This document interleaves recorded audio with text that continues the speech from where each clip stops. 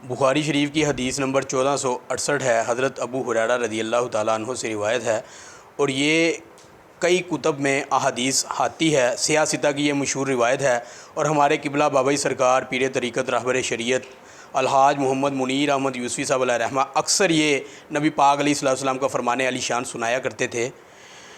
حضرت سیدنا ابو ہریرہ رضی اللہ تعالیٰ عنہ سے روایت ہے، فرماتے ہیں کہ امام الانبیاء علیہ السلام نے حضرت سیدنا عمر بن خطاب رضی اللہ تعالیٰ عنہ کو زکوٰۃ لینے کے لیے بھیجا۔ تو حضرت سیدنا عمر بن خطاب رضی اللہ تعالیٰ عنہ زکوٰۃ لینے کے لیے چلے گئے۔ جب واپسی تشریف لائے تو نبی پاک علیہ السلام کی بارگاہ اقدس میں حاضر ہوئے۔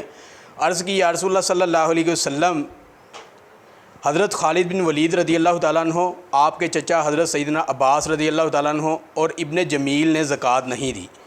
تو امام الانبیاء علیہ السلام نے ارشاد فرمایا کہ خالد بن ولید رضی اللہ تعالیٰ عنہ پہ آپ زیادتی کرتے ہو، انہوں نے تو اپنی زریں بھی اللہ تعالیٰ کی راہ میں وقف کر دی ہوئی ہیں۔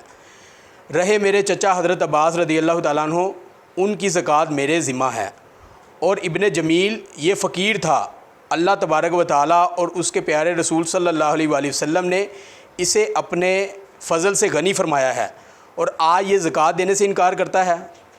تو یہ بزرگوں، دوستوں، پیارے بھائیوں، یہ جو مال ہے نا، ہمیں جو مال اللہ تبارک و تعالیٰ نے عطا فرمایا ہے، یہ اللہ تعالیٰ نے عطا فرمایا ہے۔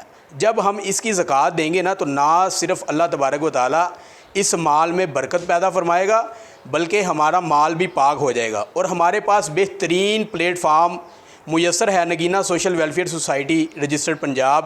الحمدللہ آج تک تقریباً 4000 سے زیادہ خاندانوں میں راشن تقسیم کیا گیا ہے، اور 20 مدرسے چل رہے ہیں جن میں بچے اور بچیاں دین کی تعلیم حاصل کر رہے ہیں، اور دین کی تبلیغ کا یہ سلسلہ دن رات محنت سے جاری و ساری ہے۔